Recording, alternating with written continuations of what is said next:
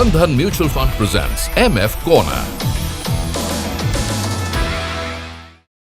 Hello and welcome to the special edition of Mutual Fund Corner, or YouTube edition. Thank you so much for tuning in again.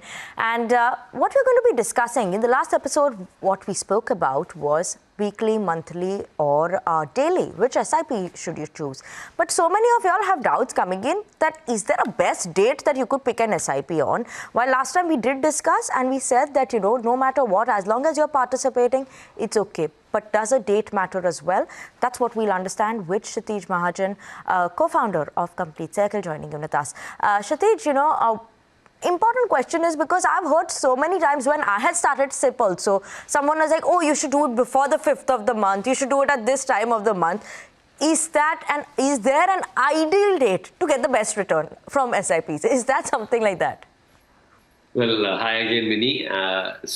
You know, ideal date, as I said, is whenever you have money in your pocket, just do your SIP before it will go in your wants.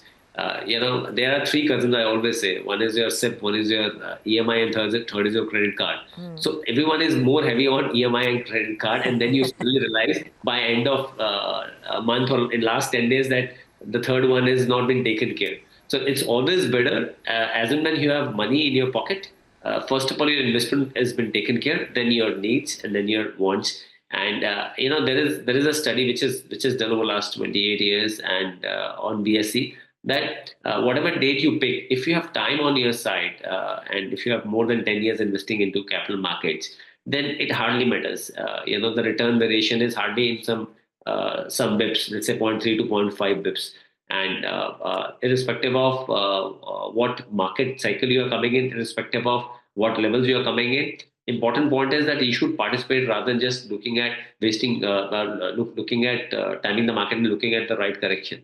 Much more money is wasted, or let's say compounding is wasted while waiting for the right time. Just to give an example, in 2008, global financial crisis has happened and market corrected by 63%.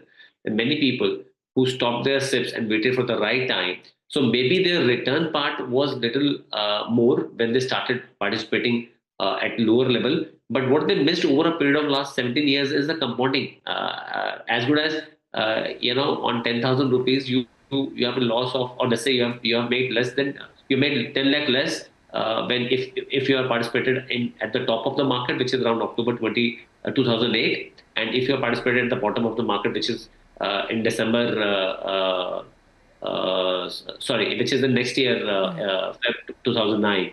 So I'm saying you have missed much more on the gain rather than just looking at that. Yes, I have made 0.3% more, 0.4% more. It doesn't matter. Important is that you should not miss on that entire compounding part. Absolutely. What I also want to understand is then does it make sense, right? Like you were saying, there are three cousins also. Credit card, EMI, as well as your SIP. So then if my pay date is 1st or end of the month, the 1st of the month is when I'm going to get the salary, does it make sense to start aligning SIPs at the beginning only before you start doing other things and spending all the money that you have? Does it make sense to align with your paydays?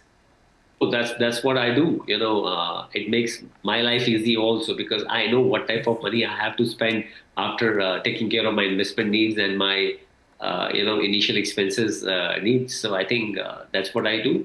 My all SIPs goes within first week of every month, and I think that's the right approach because eventually I don't want anyone to miss on their SIPs because these are the market levels.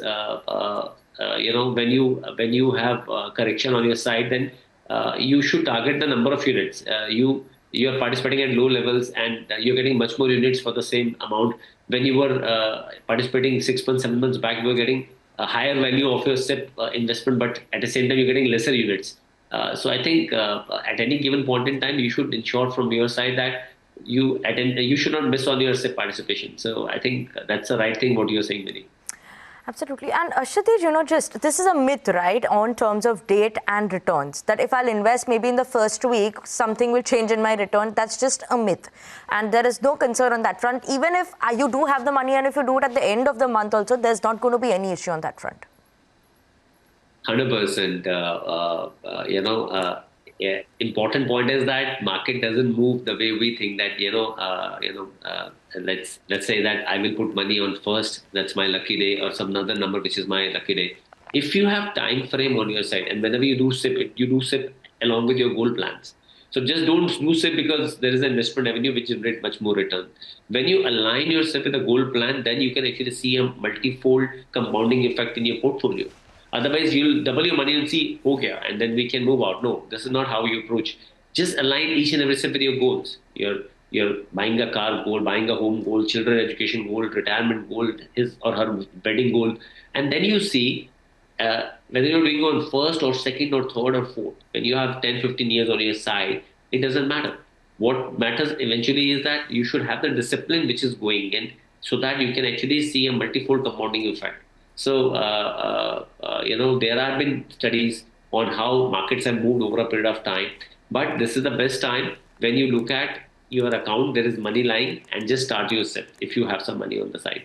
Doesn't matter if it's first or second. I always insist everyone to have their SIP going in the first week itself, so that their investments have been taken care at the first input of their salary, so that they don't have to struggle in the last week of that. Yes, some money has to go, and then they have to maintain that balance. So that's the real agenda what I keep on pushing people to have their SIPs in the first week. Okay. Kshitiz, is there an option? Suppose if I've already started a SIP, I'm investing in a mutual fund, maybe I'm investing it somewhere around 20th of a month. Is there an option to change my date currently and bring it to an earlier date? Is that possible? Yes, that is very much possible. You can actually change your SIP date. It takes 1 month's time because that's a TAT, normally 27 to 28 days. And then you can change date of your ongoing SIP mandate, and you can do that. Okay. And Kshitiz, just one last one to round up, any advice that you would give an investor right now in terms of the date of the SIP, long-term investment strategy for SIPs and mutual funds, anything that you would like to say?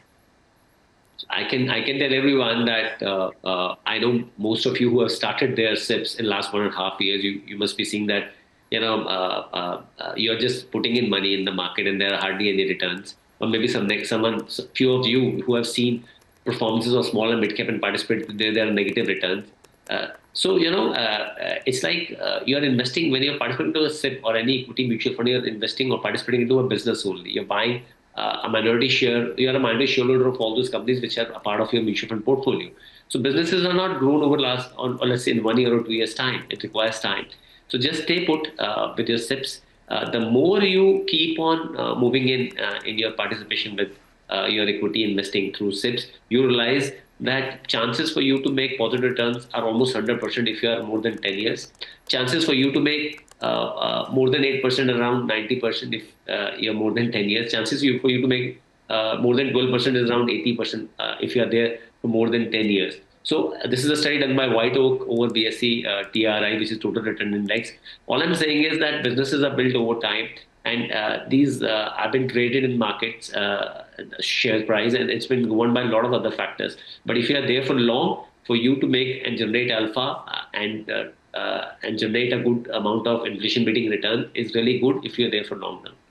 Okay, Kshitiz, thank you so much for tuning in with us, as always, helping our viewers break down and understand SIPs today, especially going forward. Thank you so much for that. Thank you, Vinnii.